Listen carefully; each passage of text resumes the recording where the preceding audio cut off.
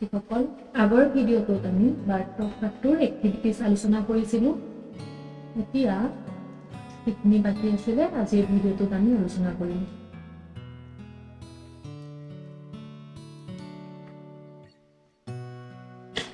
যদি তোমালোকে আগৰ ভিডিঅ'টো চোৱা নাই তেনেহ'লে মই ডেসক্ৰিপচন বক্সত লিংকটো দি দিম তাৰ পৰা চাই ল'বা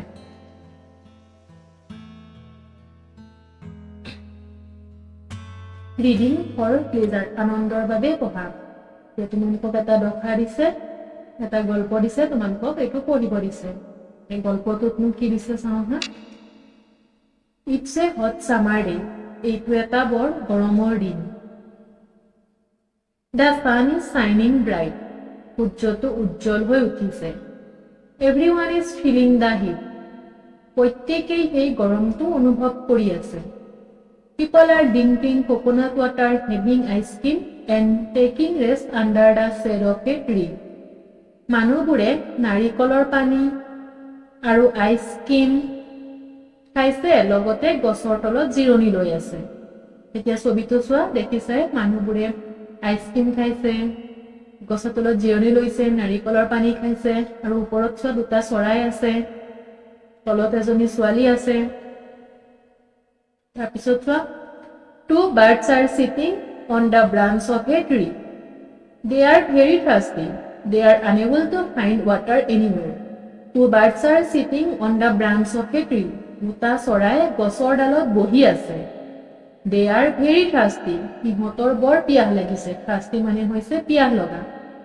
they are unable to find water anywhere সিহঁতে ক'তো পানী বিচাৰি পোৱা নাই এতিয়া চৰাইকিটাই কি কথা পাতিছে চোৱা প্ৰথমটো চৰাই কৈছে ওহ আই এম সো থাৰ্স্টি ওহ মোৰ বহুত পিয়াহ লাগিছে পিছৰটোৱে ক'লে মি টু মোৰো পিয়াহ লাগিছে আকৌ প্ৰথমটোৱে কৈছে people are having coconut water merrily মানুহবোৰে বৰ আনন্দ মনেৰে coconut water মানে নাৰিকলৰ পানী খাই আছে তাৰপিছত দ্বিতীয় চৰাইটোৱে কৈছে But we don't get even water to drink. কিন্তু আমি অলপ পানীয়ে পোৱা নাই খাবলৈ Oh God, help us. হে ভগৱান আমাক সহায় কৰা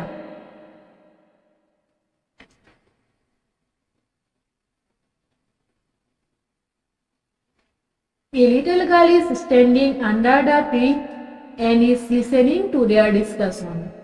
এজনী সৰু ছোৱালীয়ে গছৰ তলত থিয় হৈ সিহঁতৰ কথাবোৰ শুনি আছে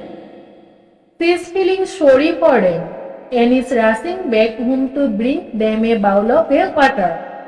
তাই সিহঁতৰ বাবে দুখ অনুভৱ কৰি অলপ পানী আনিবলৈ ঘৰলৈ গৈছে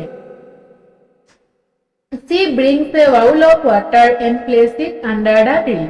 তাই অলপ পানী আনি গছৰ তলত থৈ দিলে under the tree মানে গছৰ তলত থৈ দিছে The birds see the bowl of water. চৰাইবোৰে দেখিলে পানীটো দেখিলে and come down and refresh themselves with that water আৰু তললৈ নামি আহিলে নামি আহি পানী খাই নিজকে সতেজ কৰিলে চৰাইবোৰে পানী দেখি তললৈ নামি আহি সেই পানীৰ দ্বাৰা নিজকে সতেজ কৰিছে they are very happy and fresh now সিহঁতে এতিয়া বৰ সুখী আৰু সতেজ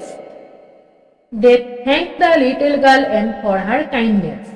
they thank the little girl সিহঁতে সৰু ছোৱালীজনীক ধন্যবাদ দিলে for her kindness তাই সহানুভূতিৰ বাবে kindness মানে সহানুভূতিৰ বাবে চৰাইটাই সৰু ছোৱালীজনীক ধন্যবাদ দিলে she goes back happily and tells her mother about the incident সৰু ছোৱালীজনী তাই ঘৰলৈ গৈ মাকক ঘটনাটোৰ বিষয়ে বিৱৰি ক'লে mother is very happy to hear that and appreciates her for her good deed mother is very happy to hear that মাকে কথাটো শুনি বৰ আনন্দ পালে and appreciate her for her good deed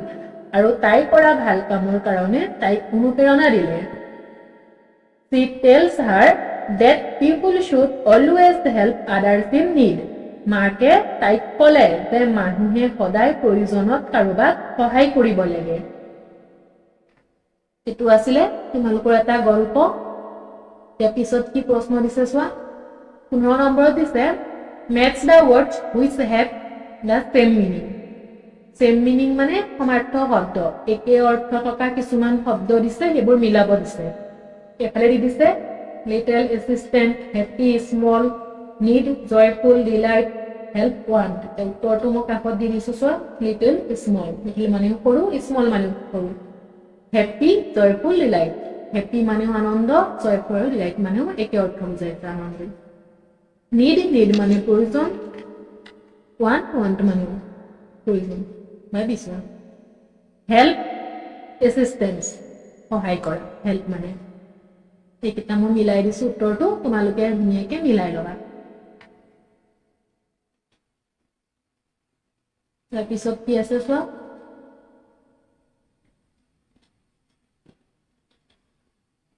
তাৰপিছত 17 নম্বৰ দিছে Here is a message Rinki has written to Rinki on her mobile এটা message দিছে যি মেসেজটো ৰিম্পিয়ে ৰিঙ্কিলৈ মোবাইলত লিখিছে এই মেসেজটো কি চোৱা Rinki is telling Ricky about her plans for tomorrow. She is writing about what they will be doing during their holiday. Let's read a few more sentences which talk about an action that is likely to take place later on or in the future. We use will, shall, do describe such actions. Rinki is telling Ricky about her plans for tomorrow. ৰিম্পিয়ে তাইক অহাকালিলৈ কি কৰিব সেইটোৰ বিষয়ে ৰিকিক কৈ আছে She is writing about what they will be doing during their holiday. তাই বন্ধৰ দিনত কি কৰিব সেই বিষয়ে লিখি আছে Let's read a few more sentences which talk about an action that is likely to take place later on or in the future. এতিয়া আমি এনে কিছুমান বাক্য লিখো আহা যিবোৰে ভৱিষ্যতে কাম কৰা বুজাব এতিয়া তোমালোকক ভৱিষ্যতে কাম কৰা কিছুমান বাক্য লিখিব দিছে ফিউচাৰ মানে হৈছে ভৱিষ্যতে We use will, shall, do describe such actions আৰু এনেবোৰ শব্দ লিখিবলৈ হলে আমি কি ব্যৱহাৰ কৰিব লাগিব will বা shall ব্যৱহাৰ কৰি আমি ফিউচাৰৰ কিছুমান বাক্য লিখিম এতিয়া কেইটামান বাক্য তোমালোকক লিখি দিছে চোৱা এক নম্বৰত এটো লিখি দিছে I will go to school tomorrow মই কালিলৈ স্কুললৈ যাম এটো হৈছে ফিউচাৰত কালিলৈ যাব গতিকে আমি ইয়াত will ব্যৱহাৰ কৰিছো বি নম্বৰটো I shall visit the zoo next Sunday মই পিছৰ দেওবাৰে চিৰিয়াখানালৈ যাম এইটো ফিউচাৰ টেন্সৰ বাক্য ভৱিষ্যতৰ বাক্য চিটো দিছে Rina will come to our home next day Rina আমাৰ ঘৰলৈ পিছৰ সপ্তাহত আহিব এইটো দেখিছা তোমালোকে এই গোটেই কেইটা কি দিছে ভৱিষ্যত বুজোৱা বাক্য আৰু তাত আমাৰ ইউজ কৰা হৈছে will বা shall দিটো দিছে We will sing a church in our school annual day আমি annual day বাৰ্ষিক দিনত বাৰ্ষিক খেলধেমালিত আমি কি গাম চাৰ্চ গাম আমাৰ স্কুলত এইকেইটা তোমাক লোকক ফিউচাৰ টেন্সৰ কেইটামান বাক্য লিখি দিছে 18 নম্বৰটো দিছে চোৱা Tomorrow is weekly market at Beharbaৰী কালিলৈ বেহাৰবাৰীত সাপ্তাহিক বজাৰ আছে weekly market মানে হৈছে সাপ্তাহিক বজাৰ Robin and his father will go there to sell vegetables Robin আৰু তাৰ দেউতাকে শাক-পাচলি বেচিবলৈ তালৈ যাব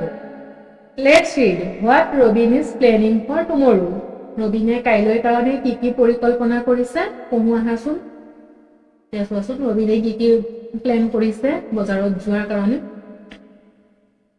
ছবিখনত দেখিছা ৰবিনৰ দেউতাকে এখন গাড়ীত বজাৰত যাব ওলাইছে তেছৱাচোন ৰবিনে কি কৈছে I am so happy that tomorrow I will be going to the weekly market with my father. মই খুব আনন্দিত I am so happy মই খুব আনন্দিত that tomorrow I will be going to the weekly market with my father. কালিলৈ মই দেউতাৰ লগত সাপ্তাহিক বজাৰলৈ যাম মই খুব আনন্দিত যে কালিলৈ মই দেউতাৰ লগত সাপ্তাহিক বজাৰলৈ যাম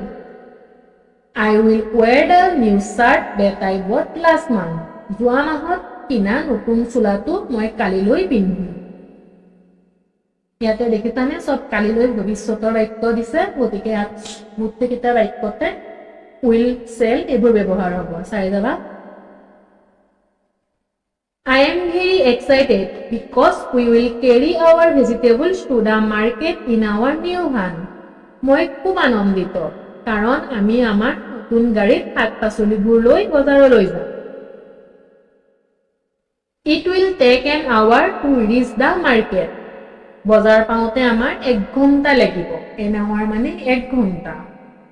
So we will stay very early in the morning. সেইবাবে আমি ৰাতিপুৱা খুব সোনকালে যাবলৈ যাত্ৰা আৰম্ভ কৰিম I will help my father in selling the vegetables. শাক-পাচলি বিক্ৰী কৰোঁতে মই দেউতাক সহায় কৰিম My friends from the nearby place will also come. ওচৰৰ গাঁৱত থকা মোৰ বন্ধুবোৰো কাইলৈ আহিব I will buy toys for my sister. মই মোৰ ভন্টিৰ কাৰণে পুতলা কিনিম She will be very happy. তাই খুব সুখী হ'ব While coming back,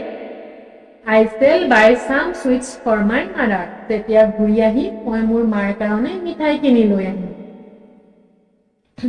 গোটেই দেখিছে ইয়াৰ এটা দফা দিছে সেইটো দফাটো তোমালোকক ফিউচাৰ টেন্সত দিছে ভৱিষ্যৎ কালত তাতে গোটেইখিনি shall বা will ব্যৱহাৰ কৰা বাক্য দিছে ইয়াৰ পিছত এক্টিভিটিজটো কি দিছে চোৱা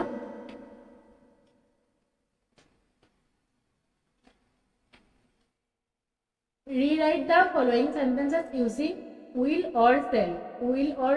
shall, will বা shall ব্যৱহাৰ কৰি বাক্যবোৰ লিখিব দিছে প্ৰথমটো দিছে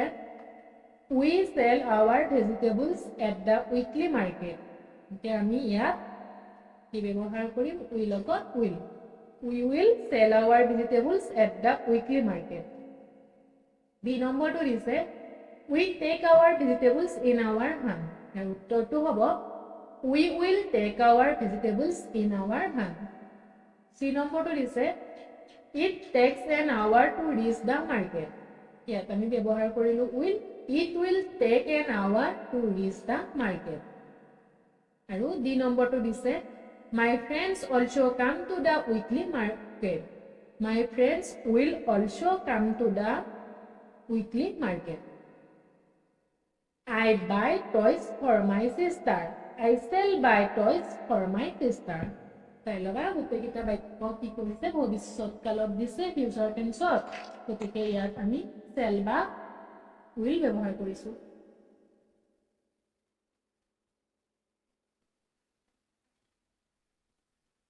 তোমালোকে উত্তৰটো চাই লিখি লবা 20 নম্বৰটো কি দিছে চোৱা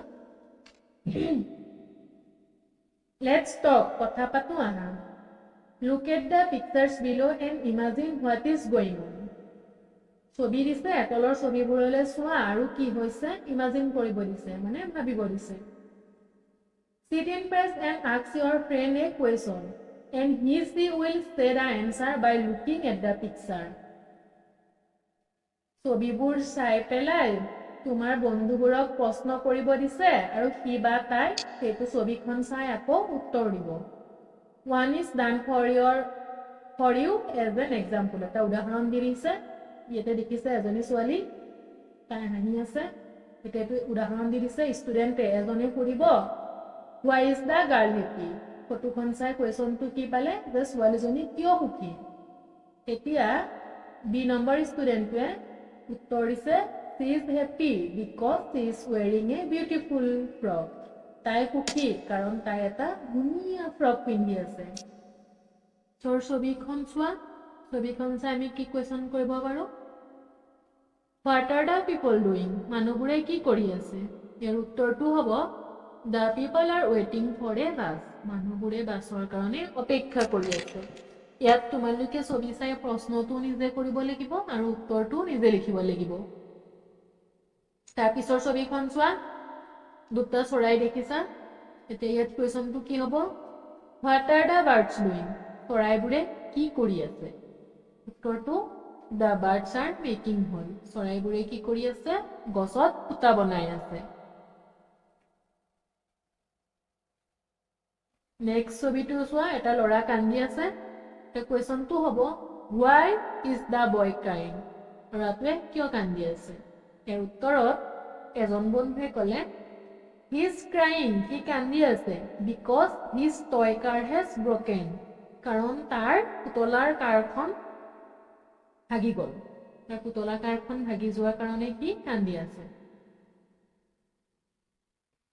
আৰু এটা ছবি আছে ছবিটো চোৱা ছবিটোত ল'ৰাবোৰে খেলি আছে ইয়াৰ কোৱেশ্চনটো কি হ'ব what are the boys doing ল'ৰাবোৰে কি কৰি আছে আৰু উত্তৰটো হ'ব the boys are playing basketball ল'ৰাকেইটাই কি কৰি আছে বাস্কেটবল খেলি আছে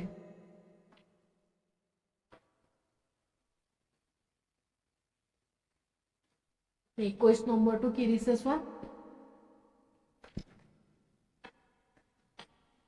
Let's talk. Discuss the price and difference between the pictures and make a list of the difference. দুখন ছবি দিছে দুইখন ছবিৰ মাজত কি ডিফাৰেন্স আছে কি পাৰ্থক্য আছে তোমালোকক এখন লিষ্ট বনাব দিছে এই ছবি দুখন ভালকে চোৱাচোন কি পাৰ্থক্য আছে চোৱাচোন প্ৰথমখনত কি আছে ৰামধেনু আছে পিছৰখনত নাই প্ৰথমখনত চৰাই আছে পিছৰখনত নাই চোৱাচোন লিষ্টখন বনাম ফাৰ্স্ট পিকচাৰ প্ৰথম পিকচাৰখনত ৰেইনবো আছে আৰু সেকেন্ড পিকচাৰখনত কি ৰেইনবো নাই এই কাৰণে মই সাইডত ক্ৰস কৰি দিছো প্ৰথম পিকচাৰখনত ফ্লাৱাৰ্স আছে গছবোৰত ফুল ফুলি আছিল কিন্তু সেকেন্ড পিকচাৰখনত ফ্লাৱাৰ্স নাই ফাৰ্স্ট পিকচাৰখনত বিগ ট্ৰী আছিল ডাঙৰ গছ এজোপা আছিল কিন্তু সেকেন্ড পিকচাৰখনত ডাঙৰ গছ নাই ফাৰ্স্ট পিকচাৰখনত বাৰ্ডছ আছিল চৰাই আছিল সেকেন্ড পিকচাৰত চৰাই নাই আৰু কিডস ফাৰ্স্ট পিকচাৰটো আছে সেকেন্ড পিকচাৰটো আছে গট ছাগলী প্ৰথম পিকচাৰখনটো আছিল আৰু দুই নম্বৰ পিকচাৰখনটো আছিল গাৰ্ডেনাৰ মানে হৈছে বাগিচা সাফা কৰা মানুহজন বা মালি তেওঁ ফাৰ্স্ট পিকচাৰটো আছিল সেকেন্ড পিকচাৰটো আছিল এতিয়া ফটো কিখন চালা ইয়াৰ পাৰ্থক্যটো গম পালা ইয়াৰ পাছত আৰু কি কৰিব দিছে চোৱা